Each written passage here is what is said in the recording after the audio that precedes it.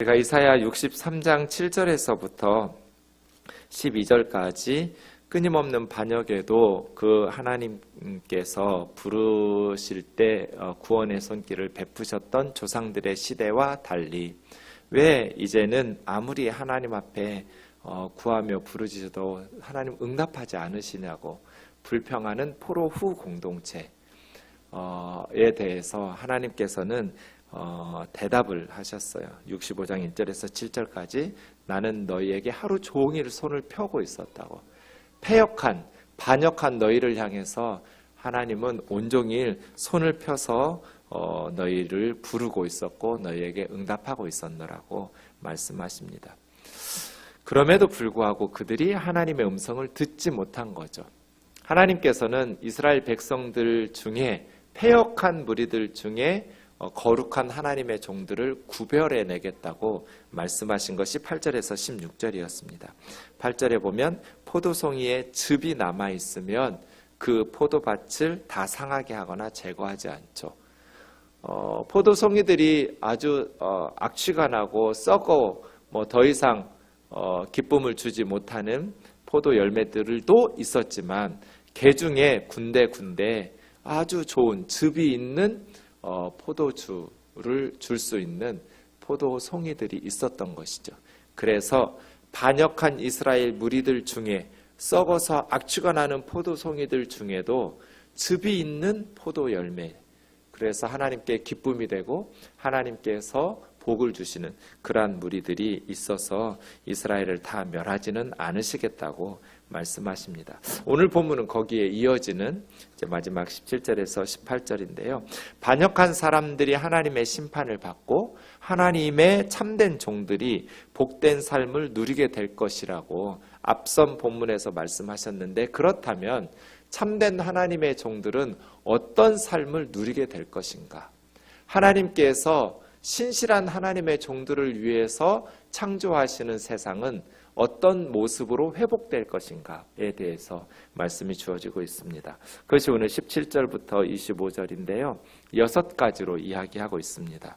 이것은 그 시대 이사야서 상황으로 보면 포로 후 공동체, 바벨론에게 70년 동안 압제당하고 고통받았던 그들이 페르시아 고레스 왕에 의해서 해방되고 다시 돌아와서 그들이 새로운 삶을 일구었지만 현실은 너무나 어려웠어요. 그럼에도 불구하고 하나님께서 바벨론에서 돌아온 회복된 이스라엘의 찬란한 미래에 대해서 이야기하고 있는데, 사실 이것이 완성되기 위해서는 메시아의 시대 그리고 새하늘과 새 땅, 저 천국의 모습까지 가야겠죠. 그리스도의 재림으로 완성되는 하나님의 나라까지를 바라보고 있는데, 사실은 죽어서 맛볼 수 있는 것뿐 아니라 그리스도인들이라면 이미 우리를 통해서 예수 그리스도 안에서 하나님의 나라가 시작됐잖아요.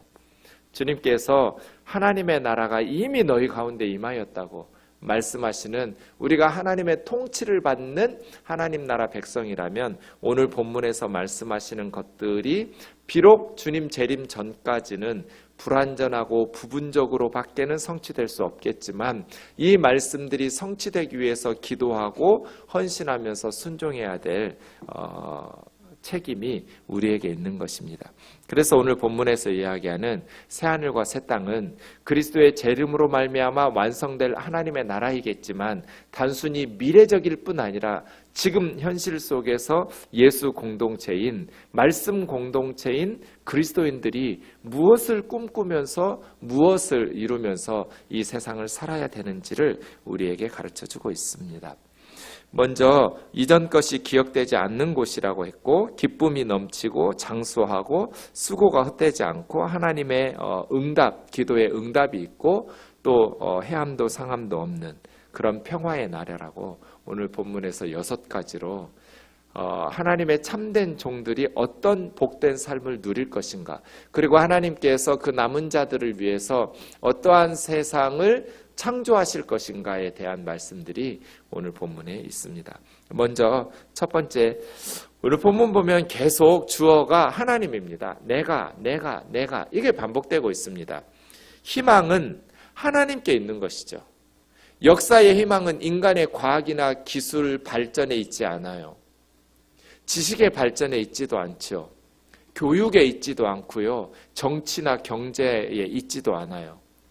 역사의 희망은 하나님에게 있어요. 그래서 하나님께서 주어해요. 내가 새하늘과 새 땅을 창조하겠다. 계속해서 불평하고 원망했잖아요. 왜 하나님 우리가 온종일 부르짖어도 하나님은 응답하지 않으십니까? 나는 응답했다. 나는 하루 종일 손을 펴고 너희를 불렀다. 너희가 내 말 듣고 돌아오지 않았을 뿐이지.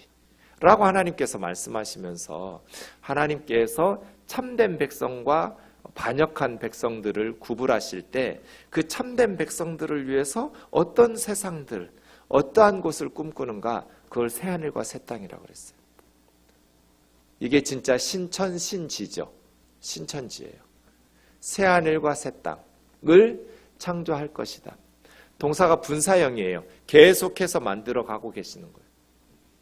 그런데 첫 번째, 하나님께서 신실한 하나님의 종들을 위해서 만드시는 새하늘과 새 땅은 이전 것이 기억되지 않는 곳이에요. 여러분, 이전 것은 뭐겠어요? 죄와 슬픔, 절망과 고통과 탄식. 문맥을 보면 한숨과 눈물 짓게 하는 가슴 아픈 과거들이에요. 이전 것. 여러분, 우리가 천국에 가서 이 세상에서 가슴을 치면서 통곡하고 탄식했던 것들이 계속 생각나면 천국이 될 수 있겠어요? 이전 것은 기억되거나 마음에 생각나지 않을 것이라는 거예요. 저는 가끔 이 거짓된 세상에 사는 게 숨이 막힐 때가 있어요. 너무 숨이 막혀요. 이 세상에서 숨쉬고 사는 게 그렇게 힘들게 느껴질 때가 없어요. 힘 있는 사람들이 뻔한 거짓말로 연약한 사람들을 속이고 피눈물 나게 하는, 저 북한을 생각하면 막 숨이 막혀요. 억울하게 피눈물 쏟고 탄식하고 울고 있는 모습들을 보면 숨이 막혀요. 그게 이전 것이에요. 이전 것. 거짓과 착취로 억울한 피눈물을 쏟아가면서 탄식하면서 가슴을 치며 울었던 이전 것은 기억되거나 마음에 생각나지 않을 것이다. 그럼 천국에 가면 우리가 기억 상실에 걸리는가? 이 세상에서 살던 것들은 다 기억나지 않고 다 잊어버리는, 머릿속에 지우개가 생기는가? 그렇진 않아요. 기억 상실에 걸린다는 것이 아니라 하나님께서 눈에서 눈물을 씻어주시기 때문에, 하나님께서 창조하신 새하늘과 새 땅이 너무나 기쁨이 가득한 곳이기 때문에 이전의 기억들이 더 이상 우리를 괴롭히지 않는다는 뜻이에요. 더 이상 이전 것들이 우리를 슬프게 하거나 눈물 나게 하거나 고통스럽게 하지 않을 거예요. 그곳은 죄가 없어요. 그곳은 눈물이 없어요. 그래서 사랑만 가득하거든요. 그 하나님께서 만드신 새하늘과 새 땅을 맛보며 살게 될 때 이전 것들이 기억나지 않을 만큼 너무 좋아서 과거의 아픔과 생각들이 더 이상 우리를 괴롭히지 않을 거예요. 여러분, 우리가 이 세상에 살면서도 너무 기쁜 일이 생기면 아이가 그렇게 고생시키고 힘들게 병치레 하다가 건강하게 자라나서 훌륭하게 자라난 모습을 보면 과거에 그 아이 키우면서 고생했던 그 마음 졸이고 눈물 지었던 그런 것들을 씻어낼 수 있잖아요. 그런 거 비슷한 것 같아요. 하나님께서 새하늘과 새 땅을 너무나 행복한 곳으로, 어린 양 되신 예수님께서 우리의 목자가 되셔서 생명수 강으로 인도하시면서 하나님의 백성들의 선한 목자로 우리들을 인도하시면서 함께 예수님과 더불어 찬양하고 예수님과 더불어서 사랑의 사귐을 나누면서 살아가는 그곳은 이 땅의 기억이 우리를 괴롭히지 않는, 그래서 기억나지도 않고 생각나지도 않을 만큼 그렇게. 두 번째 18절에서 19절 말씀 보면 나의 창조하는 것으로 말미암아 영원히 기뻐하며 즐거워할지니라. 그러니까 하나님께서 만드시는 새하늘과 새 땅은 기쁨의 나라예요. 주님의 재림으로 완성될 그 하나님의 나라는 기쁨이 가득한 나라예요.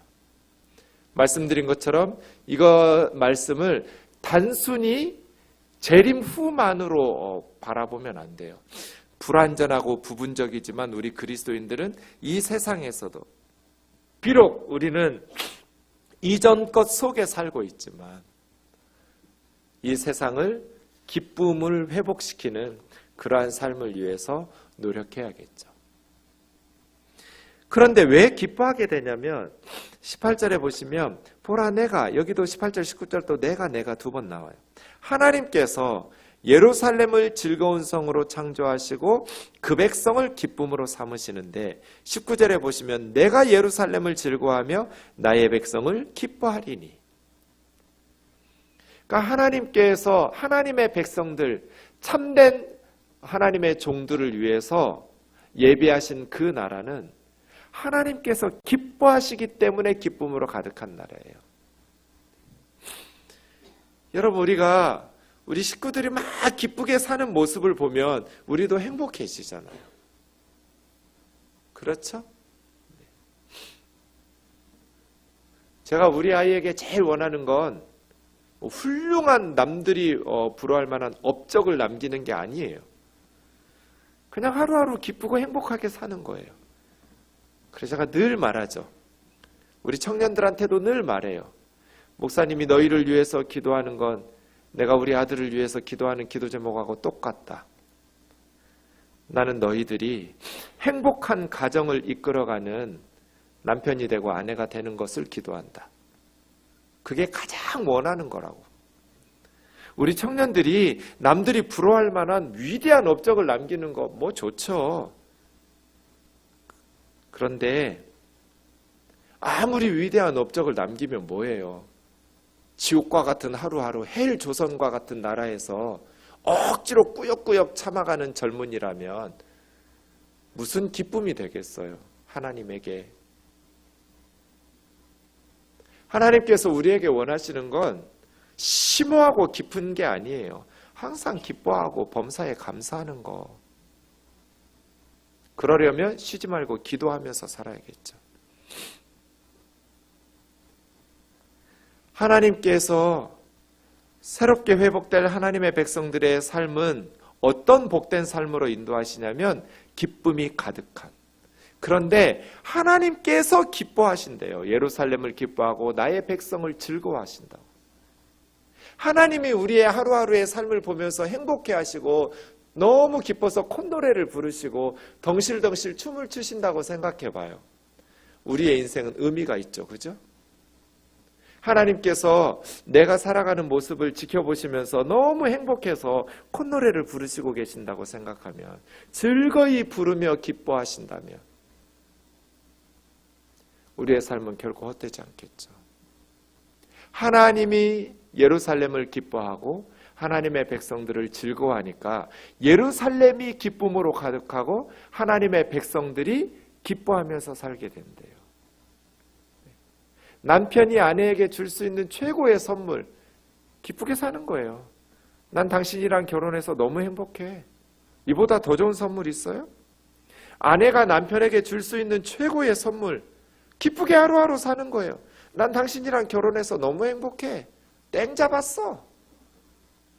최고의 선물 아니에요? 하나님 앞에서 우리가 드릴 수 있는 최고의 선물도 기쁨 같아요. 자녀들이 부모님에게 낳아주셔서 고맙다고, 나 너무너무 행복하다고, 엄마 아빠 너무너무 감사하고 너무너무 기쁘고, 그게 효도죠. 기쁨이 가득한 곳. 그런데 이 세상은 눈물이 가득하잖아요. 그래서 흑인들이 노래를 부르지, 흑인 연가로. 저 하늘에는 눈물이 없네. 거기는 슬픔도 없네. 저 하늘에는 눈물이 없네. 거기는 기쁨만 있네. 흑인들이 너무나 고통스러운 삶을 살면서 하나님께서 만드실 새하늘과 새 땅을 바라보면서 노래를 부르면서 저 하늘에는 눈물이 없네. 저 하늘에는 슬픔도 없네. 왜 예루살렘이 기쁨으로 가득하는가? 우는 소리와 부르짖는 소리가 그 가운데서 다시는 들리지 않을 것이다. 회복된 예루살렘은 이런 도시가 돼야 된다는 거잖아요. 하나님께서 이것을 꿈꾸시고 이루시기를 원하신다는 거죠. 하나님께서 원하시는 세상은 우는 소리와 부르짖는 소리가 들리지 않는 세상. 왜 울고 왜 부르짖어요? 억울해서거든요. 억울해서 우는 소리와 억울해서 부르짖는 소리가 다시는 들리지 않을 것이라고. 이것이 하나님께서 꿈꾸시는 세상이에요. 그래서 회복될 예루살렘은 공의와 사랑이 넘쳐야 돼요. 억울한 눈물이 없어야 돼요. 세상에 왜 슬픔이 가득해요? 왜 눈물이 가득해요? 억울하게 울고 억울하게 부르짖기 때문이잖아요. 하나님께서 만드실 새하늘과 새 땅, 새로운 하나님의 나라는 눈물과 우는 것과 부르짖는 것이 없는, 부르짖는 소리가 다시는 들리지 않을 거다. 그러니까 그곳에 기쁨이 가득할 거라고요.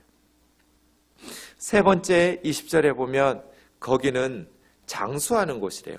날수가 많지 못하여 죽은 어린이와 수완이 차지 못한 노인이 다시는 없을 것이라고.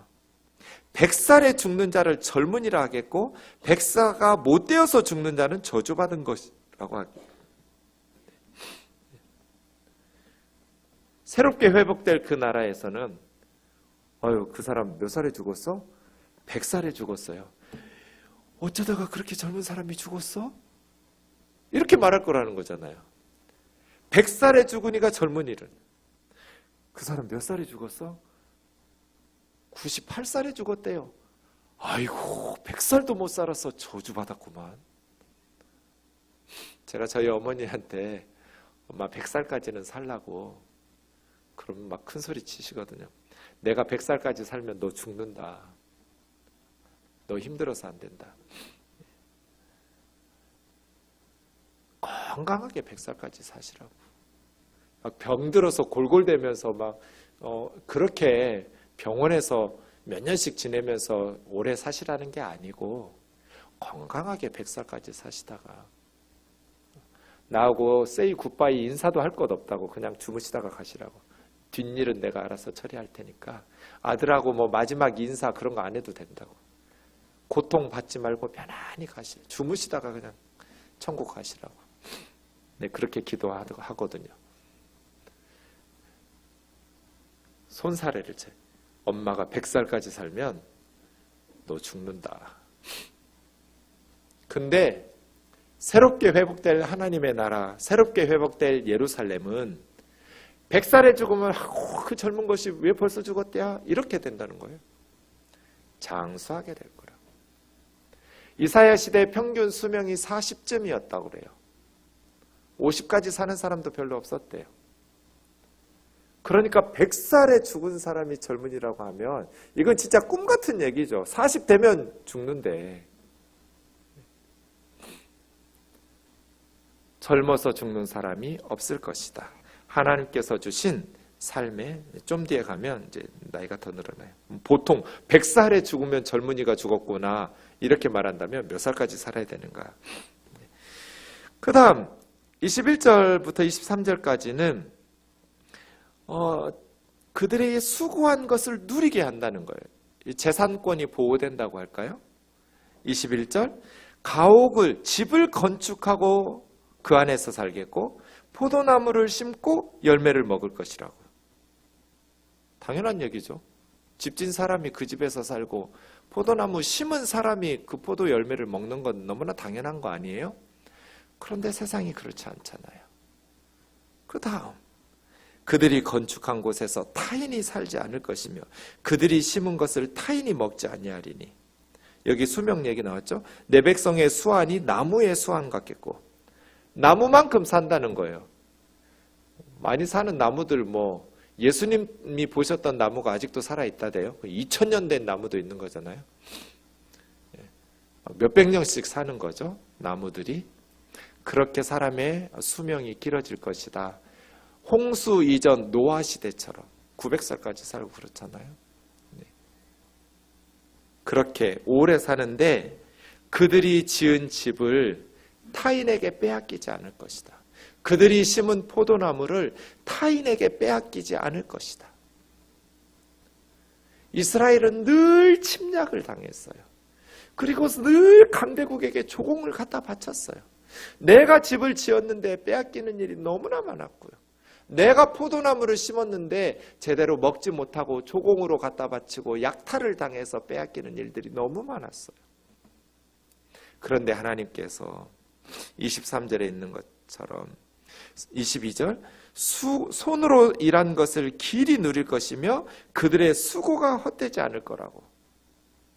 수고가 헛되지 않을 것이다. 진짜 꿈 같은 얘기예요. 내 손으로 일한 것을 받아 누린다.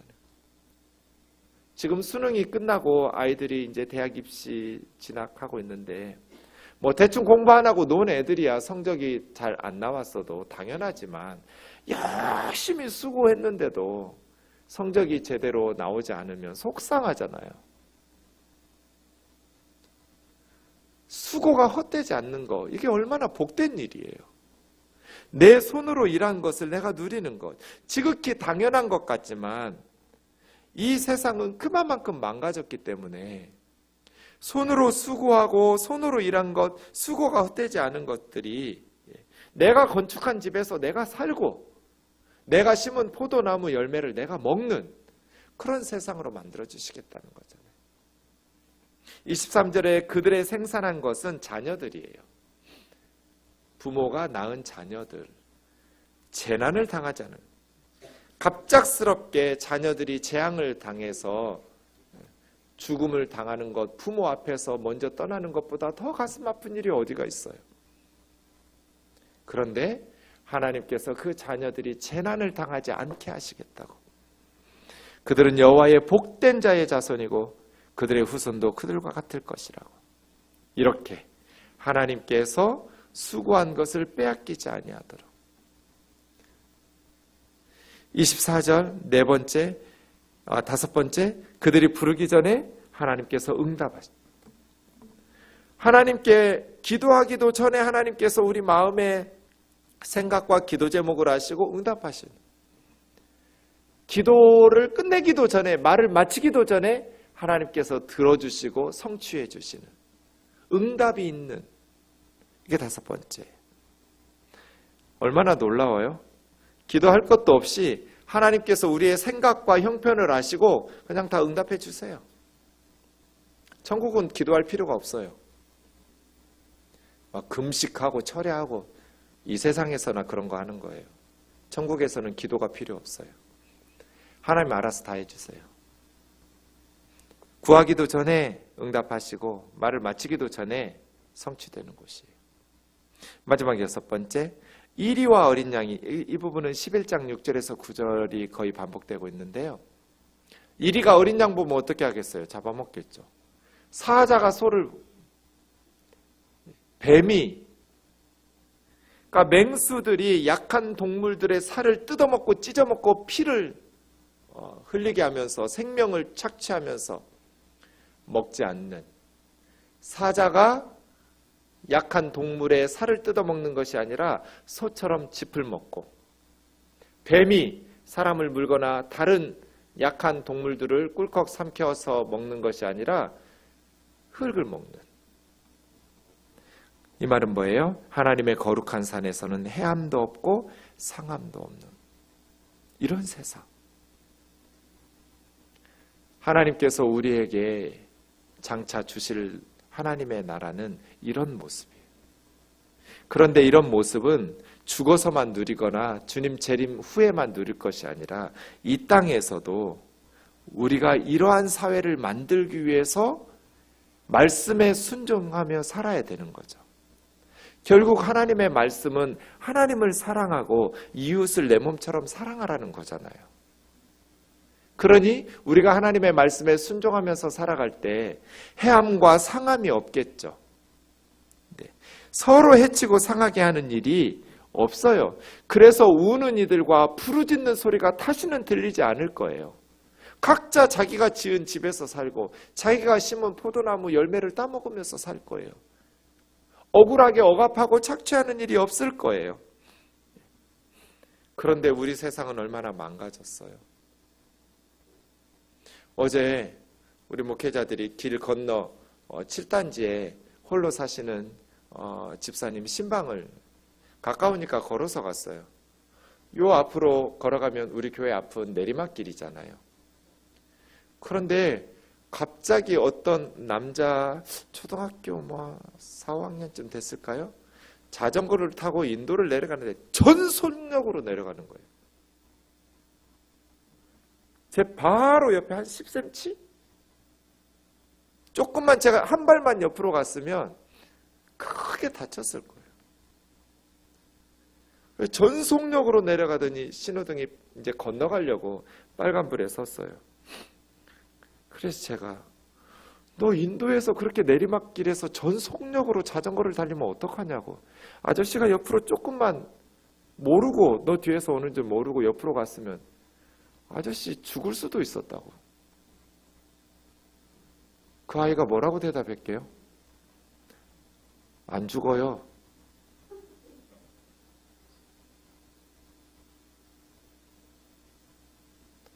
너무 슬펐어요. 도대체 누가 이 아이를 이렇게 괴물로 만들었을까? 그건 사람이 아니에요. 그건 사탄이에요. 그건 괴물이에요.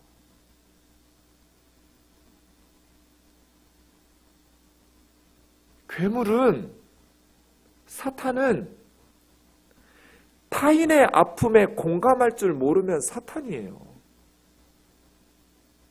다른 사람의 아픔과 눈물에 공감할 줄 모르는 게 악한 거예요. 어쩌면 그렇게 내리막길을 전속력으로 달려서 다른 사람을 죽일 수도 있다는데 괜찮다고 말하고 안 죽는다고 말해요. 뭐가 괜찮은 거예요, 도대체? 지 때문에 남이 죽는 게 괜찮은 일이에요? 누가 이 어린아이를 괴물로 만들었을까? 하나님의 형상으로 지음받은 이 착하게 자라나야 될 이 소중한 생명이 불과 몇 년이나 이 세상에서 살았다고 저런 괴물이 되었을까? 너무나 슬펐어요. 하나님이 꿈꾸시는 세상, 우리가 만들어야 될 세상은 강한 사람들을 제거하고 약한 사람들끼리 만들어놓은 유토피아가 아니에요. 사자는 죽이고 뱀은 죽이고 이리는 제거시키고 양들과 소들만 사는 세상이 아니에요. 그게 공산주의 혁명과 기독교의 혁명의 차이점이에요. 둘 다 세상을 바꾸자는 외침을 이루는데, 공산주의의 혁명은 강한 자들을 다 죽이고 재산을 가진 부유한 사람들, 부르주아들은 다 죽이고 재산이 없는 플로레타리아트 혁명이었어요. 그래서 지금 세상이 유토피아가 되었어요? 주님이 우리에게 이루라고 말씀하신 세상은 강한 자들을 제거하고 약자들끼리 만들어내는 평등한 세상이 아니에요. 강한 자들도 약한 자들도 함께 어울려 사는 사회인데, 강한 자들이 약한 자들을 돌보고 그들에게 억울한 눈물, 그들이 지은 집을 빼앗고 그들이 심은 포도나무를 빼앗지 않는, 사람이 자기 손으로 수고한 것을 누리는 그런 세상이에요. 이것은 성령 충만한 공동체만 이룰 수 있는, 이것을 어떻게 이룰 수 있을까? 저는 이게 희년이라고 봐요. 희년이 뭐예요? 기업 무르게 해주는 거예요. 희년이 되면 네 가지 하거든요. 노예를 해방시켜줘요. 사실 이스라엘의 노예는 6년 동안만 품꾼으로 있다가 7년째 안식년이 되면 풀려나요. 그런데 안식년이 안 돼도 희년이 되면 노예 해방이 이루어져요. 노예 해방시켜주면 뭐예요? 빚을 갚지 못하면 다시 몸을 팔아야 되는데, 그래서 부채를 탕감해줘요. 50년에 한 번씩, 일생에 한 번이에요.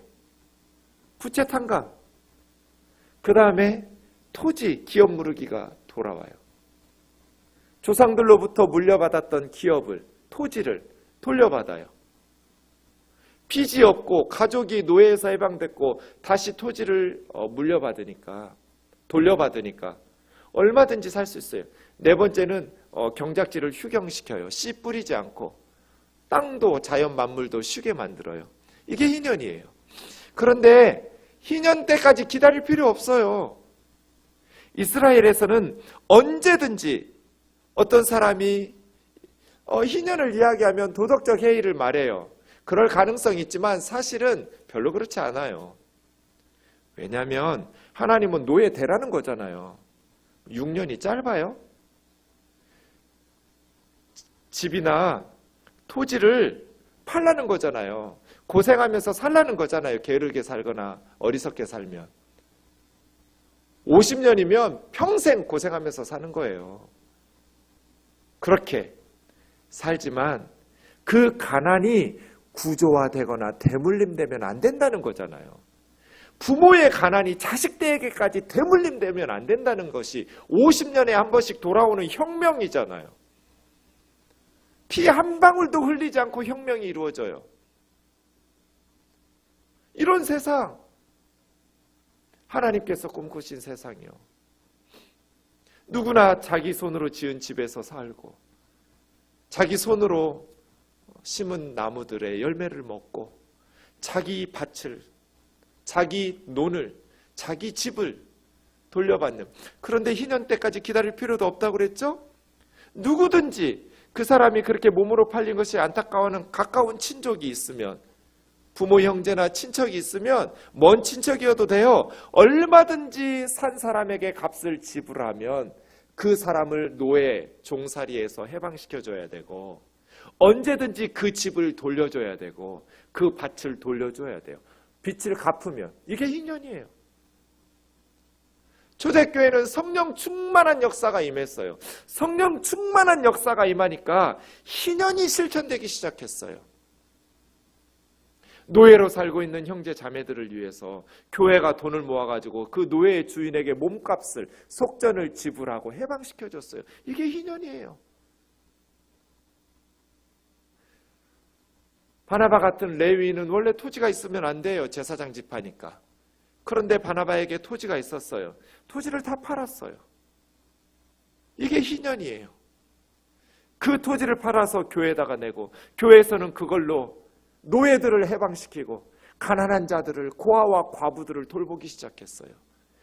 성령 충만한 초대교회 공동체가 희년의 말씀을 성취하면서 이사야가 꿈꾸었던 것들을 부분적으로 불완전하지만 맛보게 했어요.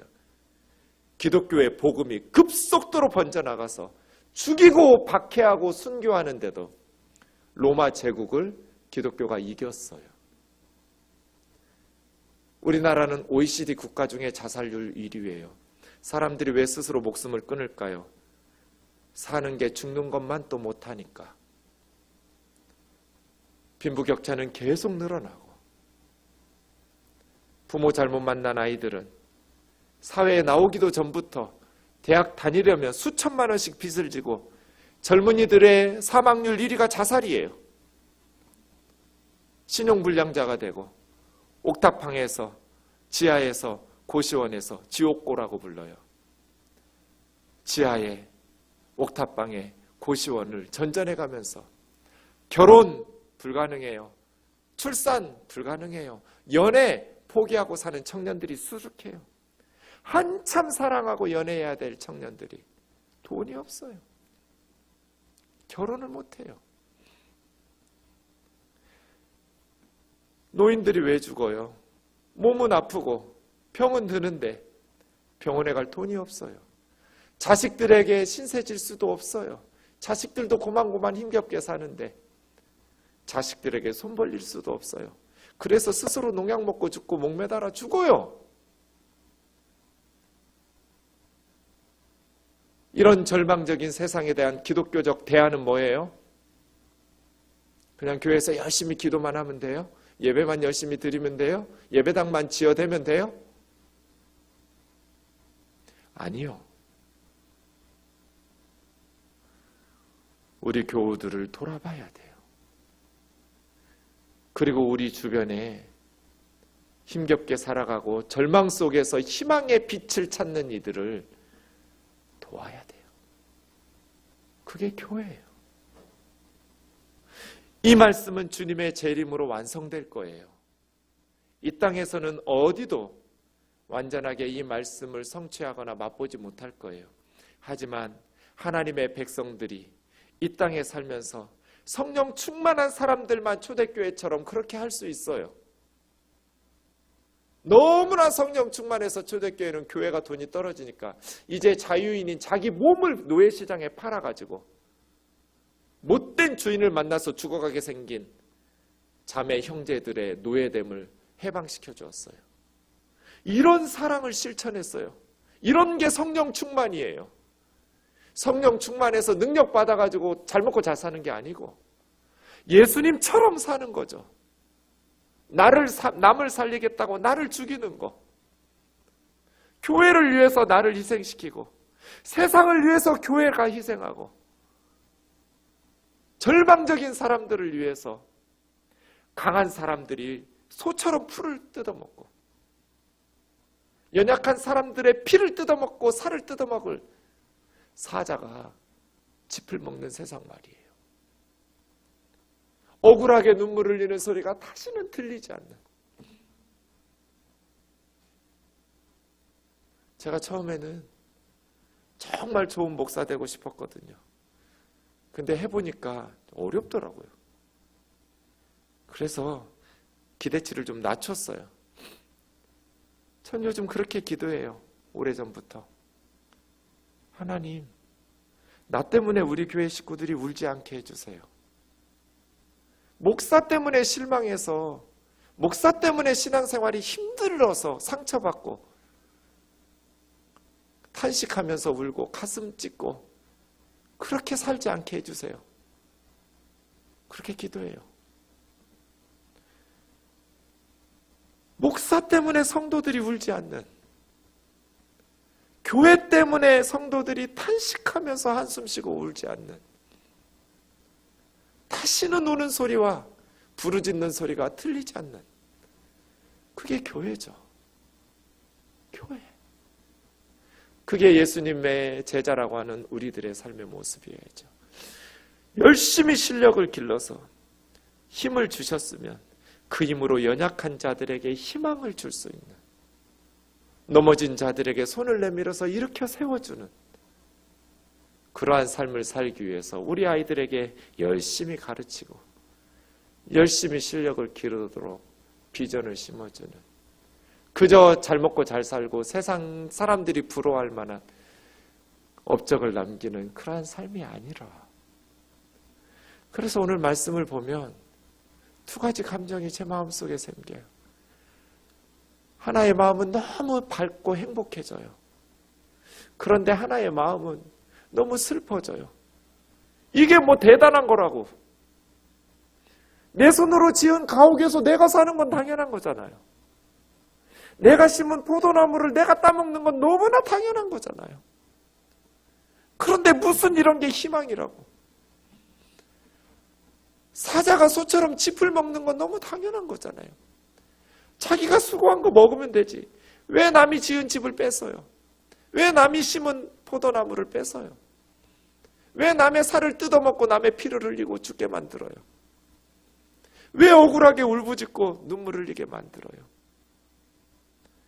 이렇게 망가졌잖아요.